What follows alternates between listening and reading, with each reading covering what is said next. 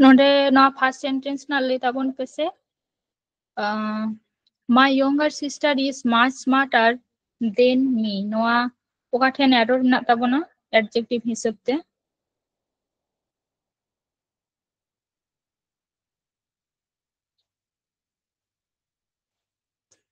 First all मिना नोआ दो my younger sister is much smarter than me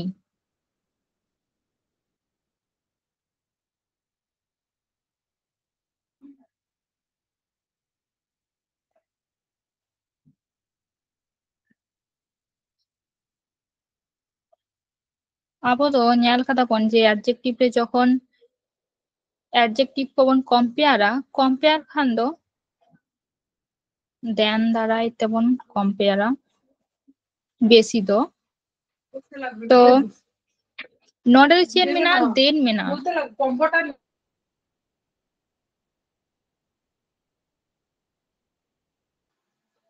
तो नोडे तो मिना कदा THEN देन ताले नोआटा पार्टे भूल गया ना दो THAN हुआ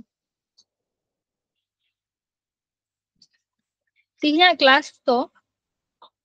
लहाते जहाँ को पढ़ाल ना ओना पर आर बन पढ़ाल जुटिया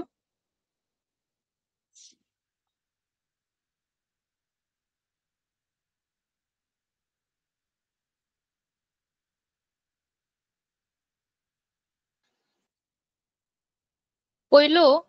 अब दो एडजेक्टिव ना डिग्री पर नेल लगे पहिलो तो ताहेना पॉजिटिव डिग्री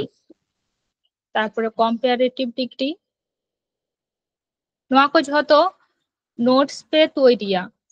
माने पीडीएफ आकार से तो बांग पे ᱧᱟᱢᱟ नेक्स्ट सुपरलेटिव डिग्री तो पॉजिटिव डिग्री रे पहिलो तो अब दो जहां कॉन्सोनेंट दी वर्ड सिसो जेमन से लेखा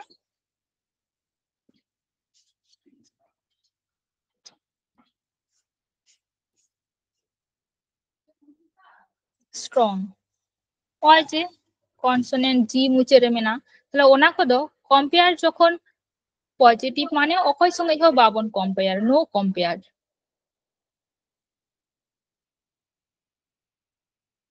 और कंपैरेटिव डिग्री रे दो बार हर संगे बन तुलनाया जहां दो कंपेयर बिटवीन टू जखन कंपेयर बिटवीन टू और सुपरलेटिव डिग्री दो मोर देन टू समय दो superlative degree more than two হয় জিনিস হই দাঁড়ে থিংস হই দাঁড়ে অথবা পার্সন হই দাঁড়ে তো ওনাগে পজিটিভ ডিগ্রি তে যদি স্ট্রং তাহেনা নডে দো স্ট্রঙ্গার जहाँ दो बार हर खन मध्य बन तुलनाया ओना दो स्ट्रंगार और नॉट द स्ट्रंगेस्ट ताले मुचे रे नॉट द ER जोगो कना नॉट द EST ठीक ओंका गे जहाँ गे कॉन्सोनेंट मुचे रे ताहेना ओना को दो मुचे रे ER बन जोगा जदि कंपेयर खान सुपरलेटिव डिग्री तो EST আর যখন বন কম্পেয়ারা অ্যাডজেক্টিভ কো মধ্যে নোয়া কম্পারেটিভ ডিগ্রি পর দো সব সময় দেন হিওয়া আর সুপারলেটিভ ডিগ্রি লাহার দো সব সময় দা তাহেনা নোয়া को खन गे एरर को तो हिजुआ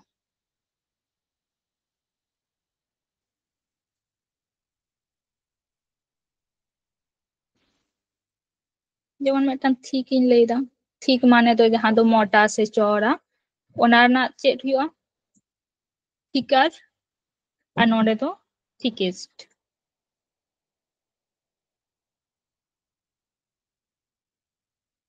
नौका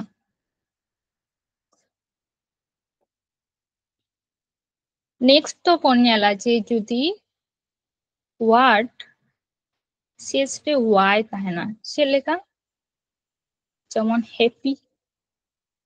তাহলে নরে পজিটিভ ডিগ্রিতে তো চেক হিওয়া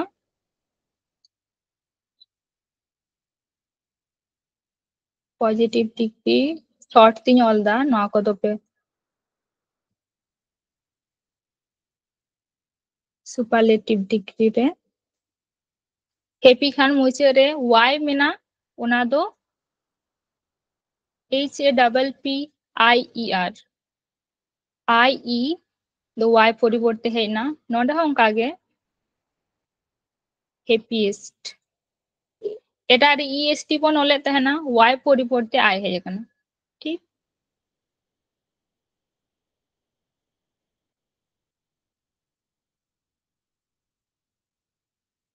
যেমন dry drier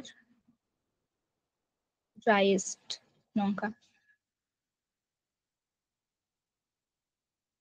nongka ge huyua compare jaha ko bon pore na aro example re bon nyala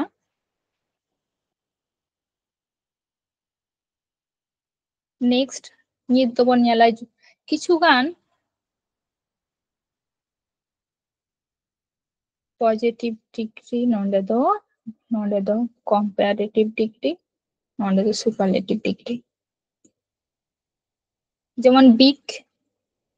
तो मुझे रे जहाँ word tahena nonde do ona ge repeat wa mid dha ar er bon hola big bigger nonde do biggest যেমন মনে করবে যদি thin মেনা তাহলে নন্ডে তো thinner হিওয়া ডাবল এন ই আর আর নন্ডে তো thinnest ওই যেমন ফিট মেনা তাবনা FIT ওনা হন ডাবল টি ই আর নন্ডে তো fittest nongka ge aro jaha kichu gan mena jaha do nongka short te huwa ona ko do muche na do betikrom irregular jaha do muche re jaha consonant hai na ona ge repeat kate er bon joga ar muche re superlative degree khan do muche re double bon ona consonant ar est bon joga ti nit do nyal pe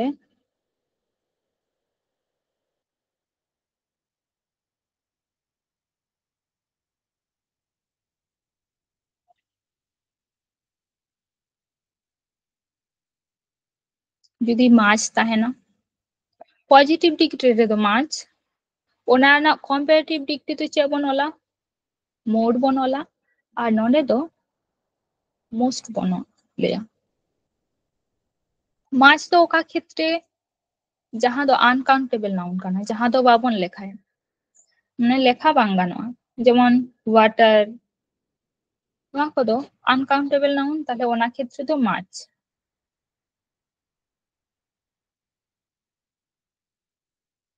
uncountable noun ক্ষেত্রে তো মাছ বন use jaha do positive degree re tahena ওনা ge তুলনায় আপন যদি বাড়িয়া glass মধ্যে ওকাটা রে ঢের দামে না তাহলে ওনার সময় তো উনতো মোর ওয়াটার পন লেয়া আর যদি আইমা গান খান উনতো মোস্ট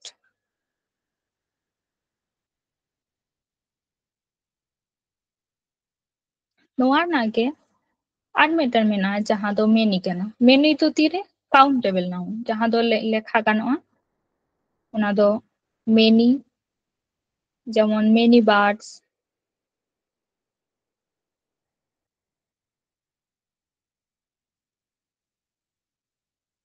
ওনার নাগে কম্পারেটিভ ডিগ্রি তো মোর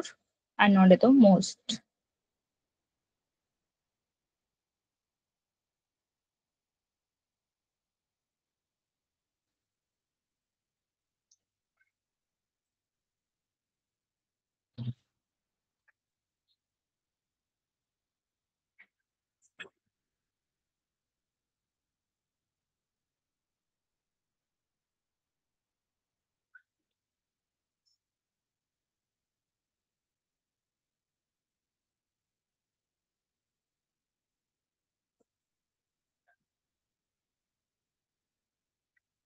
মেনি সে মাছ বার্ডস আর फ्लटर्ड नवा ले तबन पे से ओका बन ओला मेनी बार्ड्स से माच बार्ड्स बन लेया मैंने বার্ডস তো যেহেতু কাউন্টেবল নাউন কানা মানে লেখা দাঁড়িয়ে কোয়াবন এন্ডাখান তো মেনি তাহলে নোয়াটা ঠিক আছে many birds R ফ্ল্যাটার্ড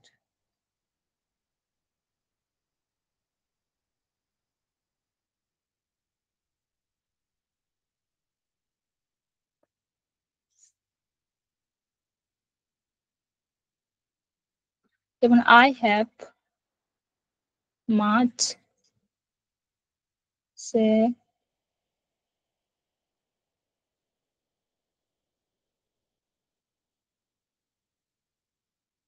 I have much say many মানে ওকাটা বন লইয়া many money many money মানি মানি তো আনকাউন্টেবল কান তাবন টাকা তো আনকাউন্টেবল নাউন রে বন লেখায়া হই তাহলে ওনা তো I have much money নোয়াটা ঠিক আছে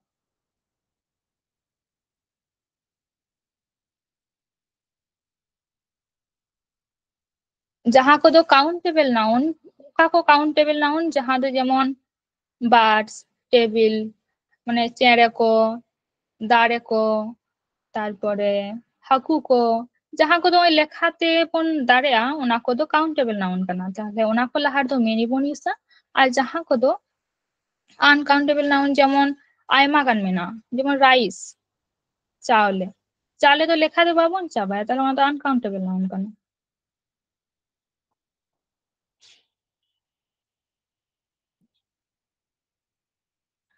ওই যাহা যেমন फ्लावर মানে ময়দা যাহা দো নোয়া পাবন লেখা দাঁড়া ওনা তো আনকাউন্টেবল নাউন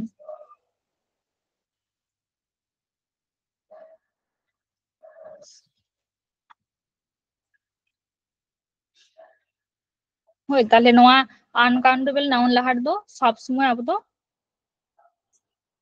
মাছ বন ইউজ মেনি দো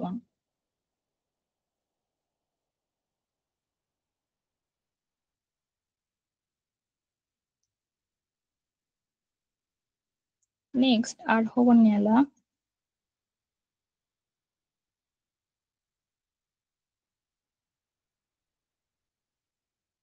নেলপে পজিটিভ রে যদি লিটিল মেনা কাদা মানে যাহা দো সামান্য একেবারে কম ওনার না কম্পেয়ার যখন অল লাগাবো না যেমন অলা নন্ডে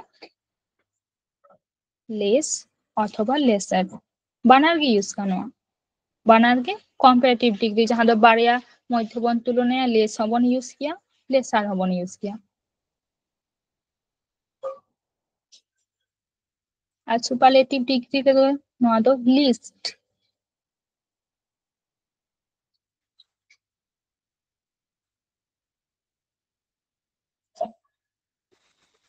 ওই যে লিটিল নোয়া হো আনকাউন্টেবল নাউন কে কান্তা বনা মানে আনকাউন্টেবল নাউন লাহারে লিটিল বনি ইউজা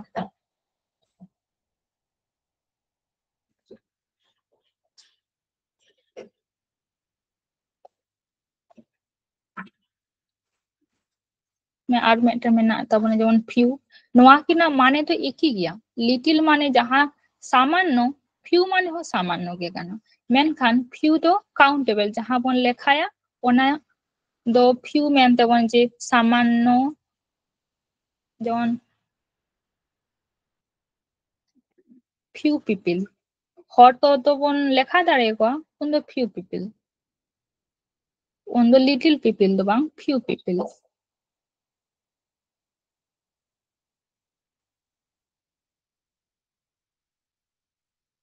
ফিউর নাগে কম্পারেটিভ ডিগ্রি তো চেড হিওয়া ফিউয়ার ই আর বন যোগা আর ওনার নাগে সুপারলেটিভ ডিগ্রি ফিউর না তো ফিউয়েস্ট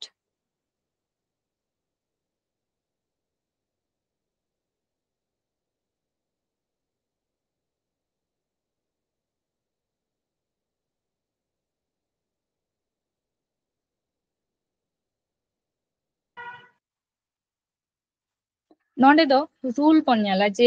ओय को नोआ को दा आबो तो बन उरुम किदा जे पॉजिटिव डिग्री रे कंपैरेटिव डिग्री और सुपरलेटिव डिग्री रे ओका को काना ओना बन ᱧᱮᱞ किदा मेनखान ओका रे बन यूसा चे लेका सेंटेंस टे ऑलवा ओना बन ᱧᱮᱞᱟ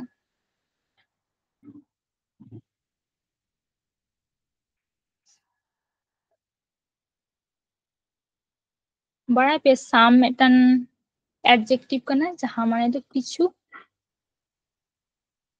তাহলে কিছু ᱫᱚ ᱚᱠᱟᱨᱮ ᱵᱚᱱ ইউজᱟ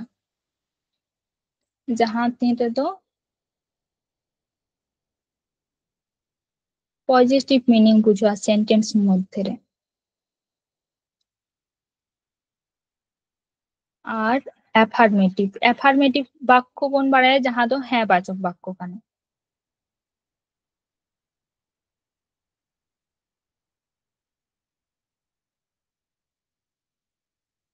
একটা এক্সাম্পল নিয়ে বুঝাবে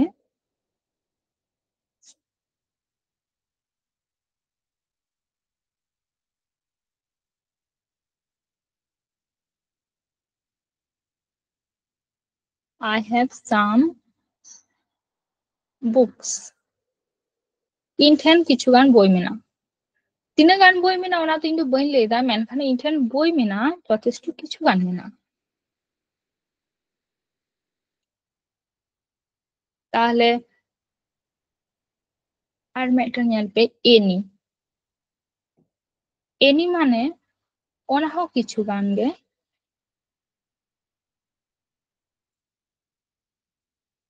নয় তো যখন ইন্টারোগেটিভ সেন্টেন্স তাহেন তাবনা ইন্টারোগেটিভ সেন্টেন্স তো ওখানে যাহা দো আক্স আবন প্রশ্ন বন্ধ হয়া কুলি যাবন যাহা দো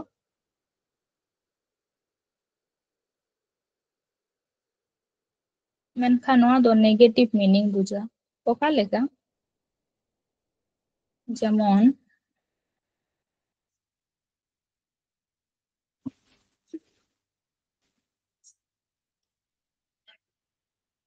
have you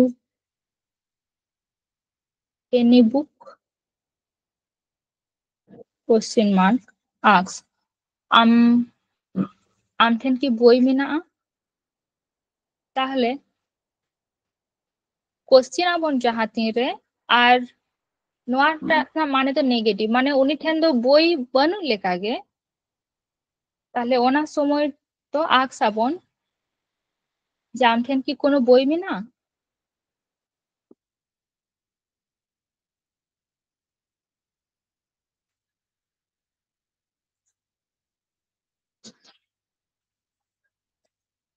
I do not have any book ওই যে I do not have any book যাহা না মানে তো ইন ঠেন কোনো বই বানু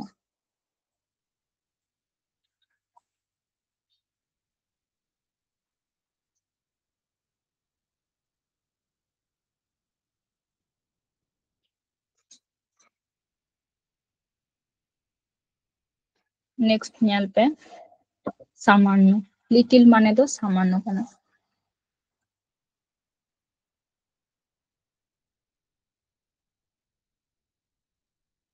ফিউ মানে হয় সামান্য গে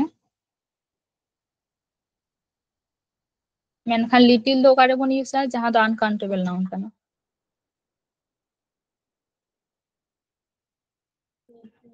আর ফিউ দো কাউন্টেবল নাউন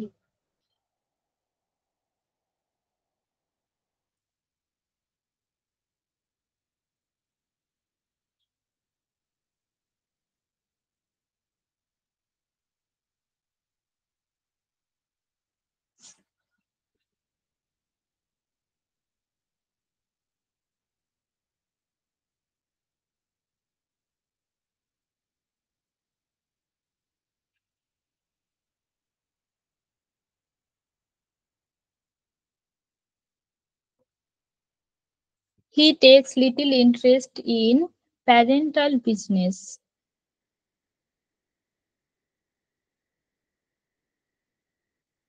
ওই যে লিটিল বন ইউজ কাদা সামান্য ইন্টারেস্ট উনি ঠেন মেনা আছে না ইন্টারেস্ট যাহা দো প্যারেন্টাল বিজনেস প্যারেন্টাল মানে তো যাহা দো পরিবার না যাহা বিজনেস ওনা সে তারে উনি সামান্য কিছু ইন্টারেস্ট মেনা যে খুব ইন্টারেস্ট না তাই না তো বাং লিটিল না পেয়া ভাগ মেনা যাহা দো লিটিল পইলো দো নেক্সট তো আর লিটিল আর তারপরে তো দা লিটিল নোয়া মানে তো जहां तो एकाल के बनवा negative बुझाबन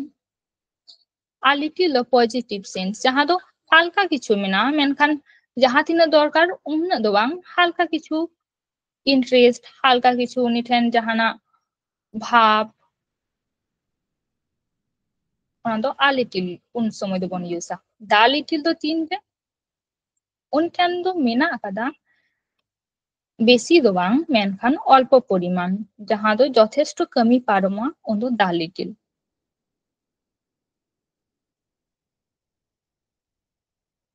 node little na example nyate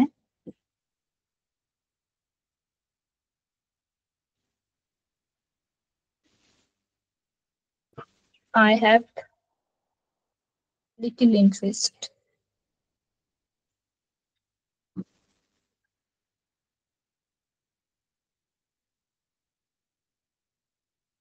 a little মানে তো চেঞ্জ লিখে দেয় যাহা তো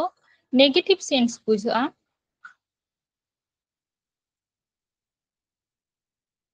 তো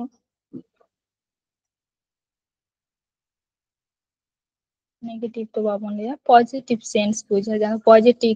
মিনিং মানে কিছু গান মেনা বনু লেখা তো বাং নোয়াটা তো একাল গে বনুয়া যাহা তো ona do little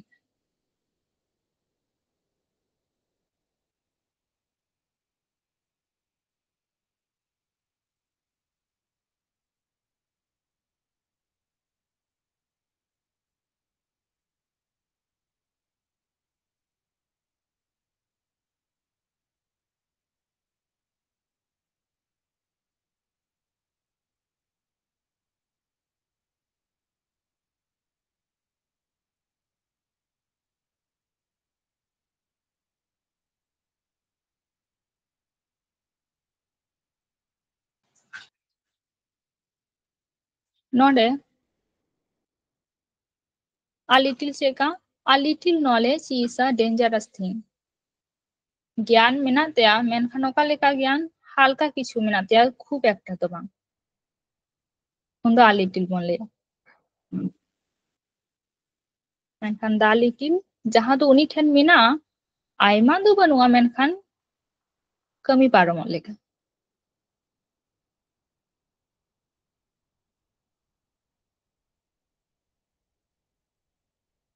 the little money she had was also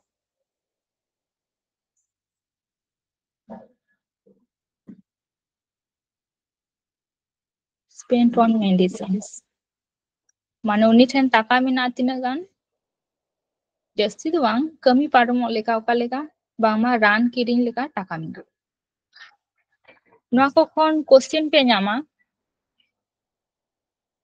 जहां दो क्लोज टेस्ट तहना और एरर टेस्ट हो तहना नोआ को पे दिसे दो का जे যখন হালকা কিছু বন বুঝতা ওনা সময় দো a little আর যাহা সময় দো kami पारो लेखा मेनखान बेसी do bang undo da little আর যখন একাল থেকে উনি ঠেন বনু লেখা undo little few ho onka ge मेनखान few do countable noun re जहां दो countable noun laha re bon use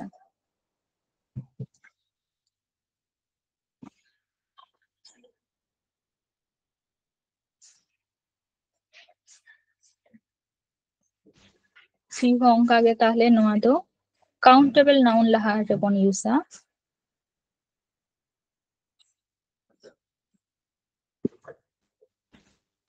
আর নোয়াটা মিনিং হয় जहां दो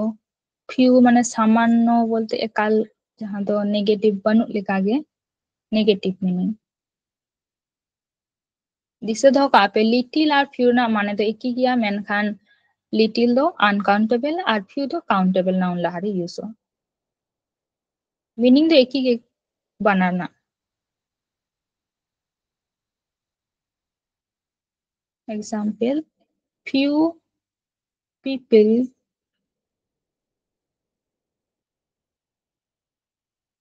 are happy খুব কম হর को खुशी गया a few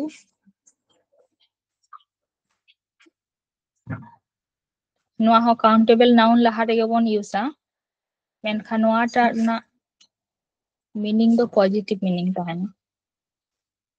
जहां दो ओका लेका some but not much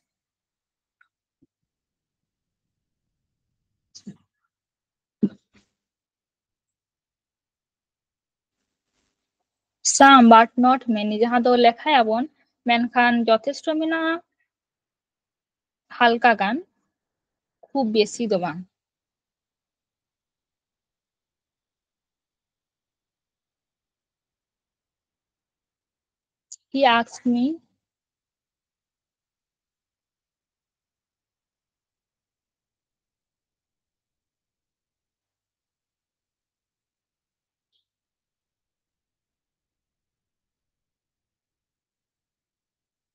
he asked me a few questions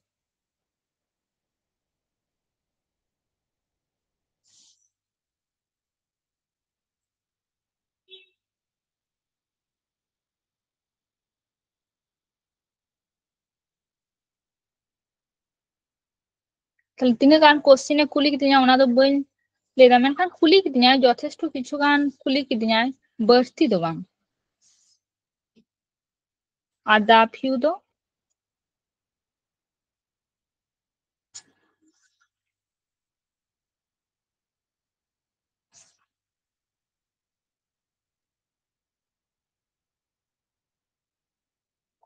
नोआ हो जहां दो दा लिटिल ना मीनिंग दा भी हो उनका गे मेनखान नोआ दो काउंटेबल नाउन रेबन लहा रेबन यूसा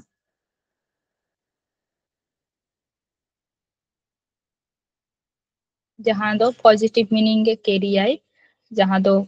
मेना अकादा कमी पारो मलेका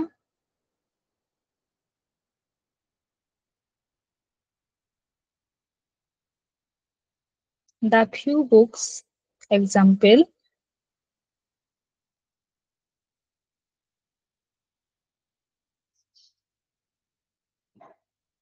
the few books he had all taken by thieves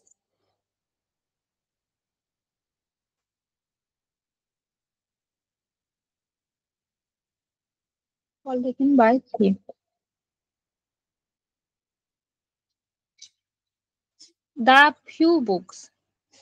বই তিনা মেনা উনি ঠেন जहां मेना যথেষ্ট কিছু গান মেনা আকাদা ওনা को जहां তিना বই गे ताहे गाना झतो बांगमा कुमरू कथा all taken by thief मेटन चोरी कुमरू कथा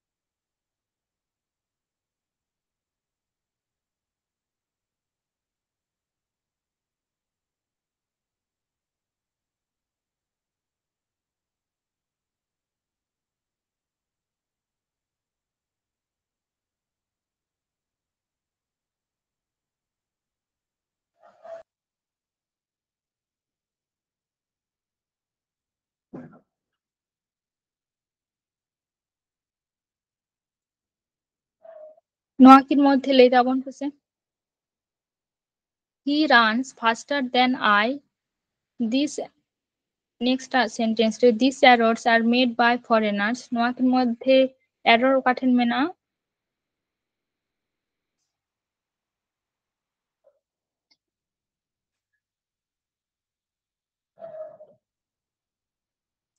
ᱱᱚᱣᱟᱴᱟᱜ ᱞᱟᱹᱭ ᱛᱟᱵᱚᱱ ᱯᱮ he runs faster than I. ᱱᱚᱣᱟ error ᱜᱮᱭᱟ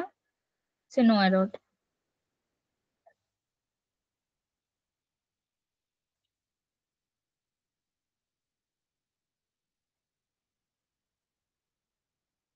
ᱱᱚᱣᱟ ᱫᱚ than ᱠᱟᱱᱟ, তাহলে ᱱᱚᱣᱟ ᱫᱚ no error. Next are these errors are made by foreigners.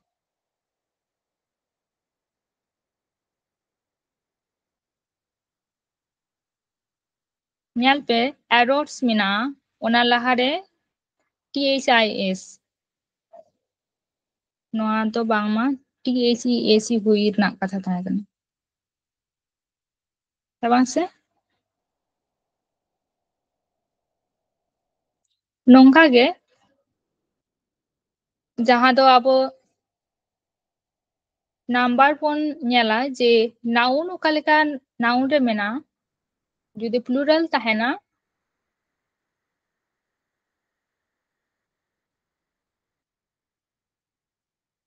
Plural যদি ᱛᱟᱦᱮᱱᱟ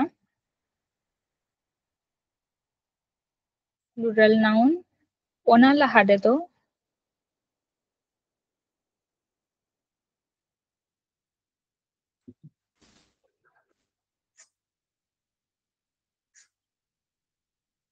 डेमोन्स्ट्रेटिव प्रोनाउन जहां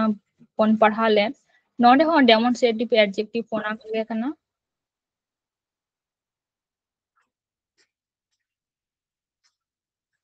जहां दो दिस तो सुर ना जहां दो नियर ना थिंग्स लहारे और दोस तो जहां दो फार जहां दो संगी रे मेना कथा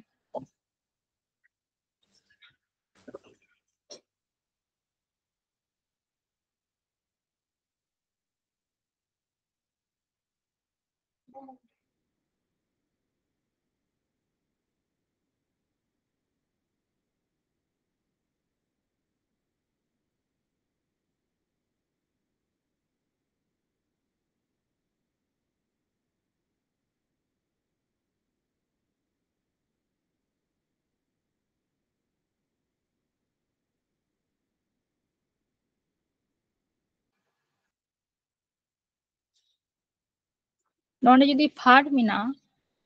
फार माने तो जहां दो दूरे पॉजिटिव डिग्री रे तो ओना ना कॉम्पैरेटिव डिग्री चे हुआ फार्दर हुआ सुपरलेटिव डिग्री खान दो फार्देस्ट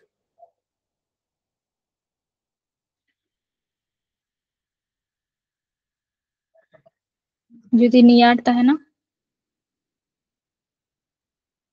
नियरर नोडे दो नियरेस्ट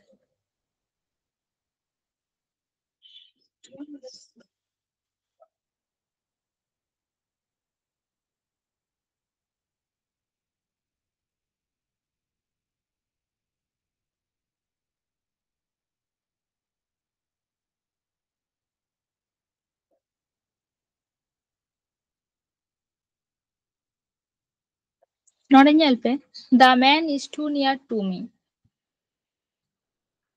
उनी व्यक्ति इन खन जे दोमे संगी रे तुलना दो बांग हुई कना इन जहां तिने संगी रे मिनिया उनका के संग सुर रे मेनाया the man is too near to me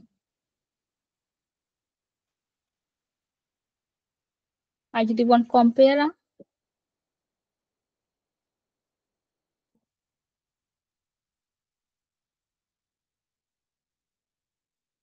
no one is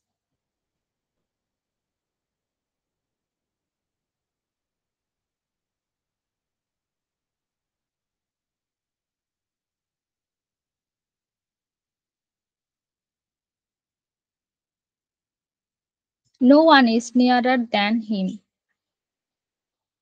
उनी जहां जायगा रे मेनाया ᱚᱱᱟ ᱠᱷᱚᱱ ᱥᱩᱨ ᱨᱮᱫᱚ ᱚᱠᱚᱭ ᱦᱚᱸ ᱵᱟᱹᱱᱩᱜ ᱠᱚᱣᱟ, ᱩᱱᱤ ᱜᱮ ᱥᱩᱨ ᱨᱮ ᱢᱮᱱᱟᱭᱟ, ᱚᱠᱚᱭ ᱦᱚᱸ ᱵᱟᱹᱱᱩᱜ ᱠᱚᱣᱟ ᱢᱟᱱᱮ ᱚᱱᱟ ᱠᱷᱚᱱ ᱥᱩᱨ, ᱩᱱᱤ ᱜᱮ যথেষ্ট সুর রে মেনায়া, তাহলে নো ওয়ান ইজ নিয়ারার দেন হিম।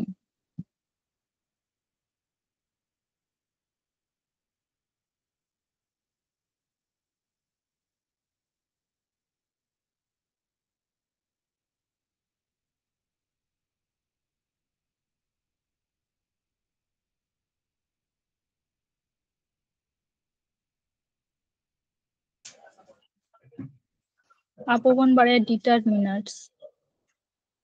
ᱰᱤᱴᱟᱨᱢᱤᱱᱟᱨᱥ ᱚᱠᱟ ᱠᱚ ᱠᱟᱱᱟ ᱡᱟᱦᱟᱸ ᱫᱚ নাম্বার কাউন্টেবল নাউন ᱠᱚ ᱞᱟᱦᱟ ᱨᱮᱵᱚᱱ ᱤᱭᱩᱡᱟ, সংখ্যা ᱡᱟᱦᱟᱸ ᱛᱮᱫᱚ ᱵᱚᱱ ᱞᱟᱹᱭᱟ, ᱡᱮᱢᱚᱱ ᱯᱳᱭᱞᱳ বোধ, ᱵᱟᱨ ᱦᱚᱲ ᱢᱮᱱᱟᱜ ᱠᱤᱱᱟ, ᱵᱟᱨ ᱦᱚᱲ ᱠᱷᱟᱱ ᱫᱚ ᱵᱟᱱᱟ ᱦᱚᱲᱟᱜ ᱠᱟᱛᱷᱟ ᱡᱚᱠᱷᱚᱱ ᱞᱟᱹᱭᱟ ᱩᱱ ᱫᱚ বোথ পিপল, বোথ ম্যান, উন ᱫᱚ বোথ, ᱡᱟᱦᱟᱸ ᱨᱮᱱᱟᱜ ᱢᱟᱱᱮ ᱫᱚᱵᱚᱱ ᱵᱟᱲᱟᱭᱟ ᱩᱵᱷᱚᱭ ব্যক্তি, ᱩᱵᱷᱚᱭ ᱨᱮᱱᱟᱜ ᱢᱟᱱᱮ ᱫᱚ বোথ, তাহলে ডিটারমিনার্স পয়লো মেটান ᱦᱩᱭᱮᱱ ᱛᱟᱵᱚᱱᱟ বোথ, যেমন অল, আইদার নাইদার,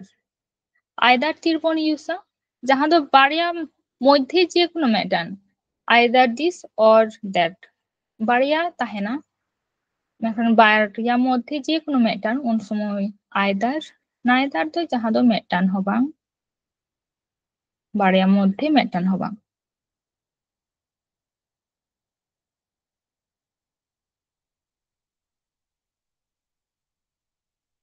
যেমন মোর বন বাড়ায়া লেস, ফিওয়ার, নোয়া কো ঝতো ডিটারমিনার্স কানা।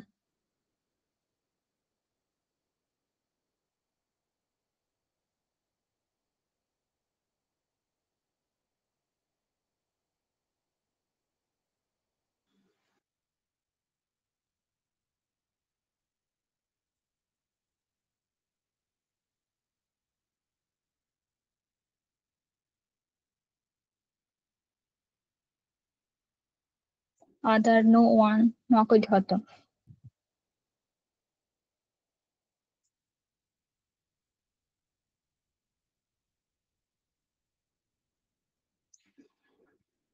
He is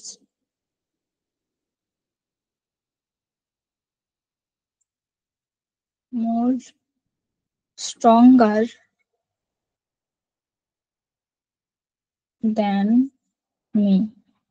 ওই যে অল হুই কেনা নোয়া সেন্টেন্স রে he is more stronger than me, আবো বন বাড়ায় স্ট্রঙ্গার কম্পারেটিভ ডিগ্রি কানা, তাহলে ওনা লাহারে ওই যে মোর অল হুই কেনা নোয়া হো মেটান কম্পারেটিভ ডিগ্রি কেনা নোয়া হো, তাহলে নোয়া দো বাবন ইউসা, he is stronger than me.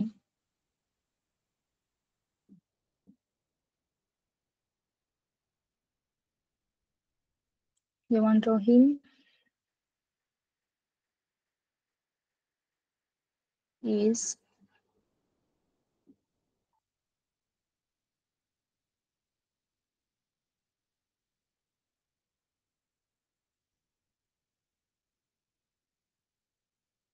better than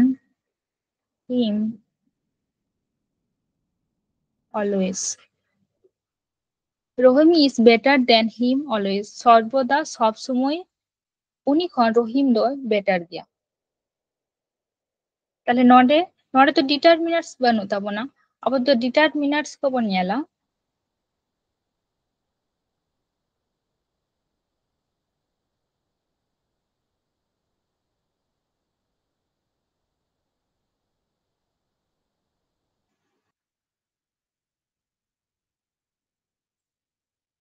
Students are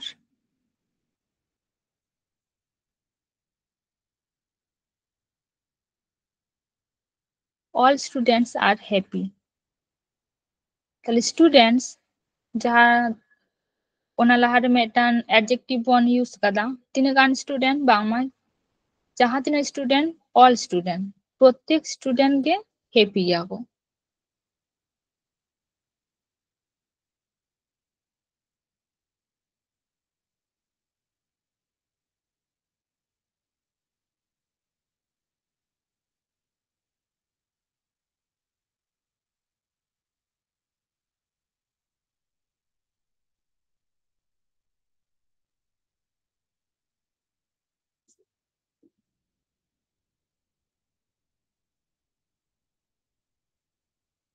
each person enter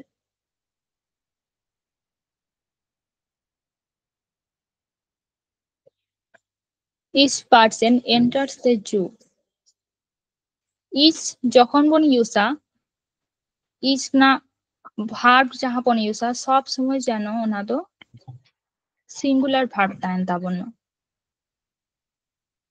দিছে তো কাপে each যাহারে বন ইউসা ওনা না verb তো যেন singular তাহেন মা और যে each person মানে যাহাই को person মিনা को প্রত্যেক person মিমিতে person को enters के জুরে को বলয় না তাহলে দিছে তো কাপে each যাহারে মিনা ওনা পর যাহা নাউন তাহেনা নাউন পরে যাহা ভার্ব কোন ইউসা ওনা তো যেন সিঙ্গুলার ভার্ব তাহেনা এভরি এভরি মানে আবরণ বারে সকল एवरी ना भार्ब हो सिंगुलर के तहन ईच एवरी बनाना भार्ब जहाँ बन यूसा सिंगुलर भार्ब बन यूसा नाउन पड़े जहाँ भार्ब नॉन्डे बन व्यवहारा ओना तो जेनो सिंगुलर तहन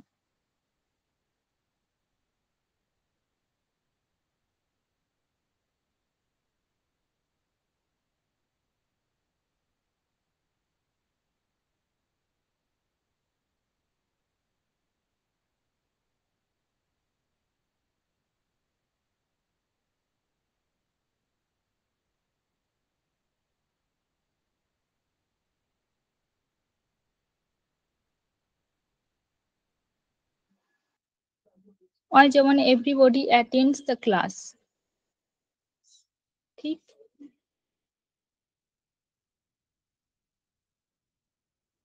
नोआ कोगे मेना तबना डिटरमिनेंट्स रे दो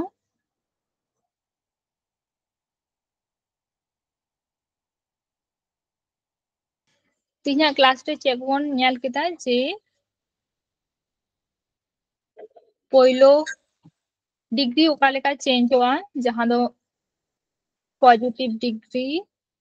और कॉम्पैरेटिव डिग्री सुपरलेटिव डिग्री रे ओका लेका चेंज हुआ जहां को दो मेमेटान एडजेक्टिव प्रत्येक डिग्री रे ओका लेका बन ओला और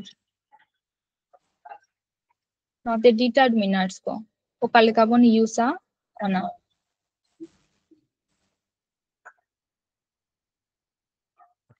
तिना क्लास तो नुना धाबी जे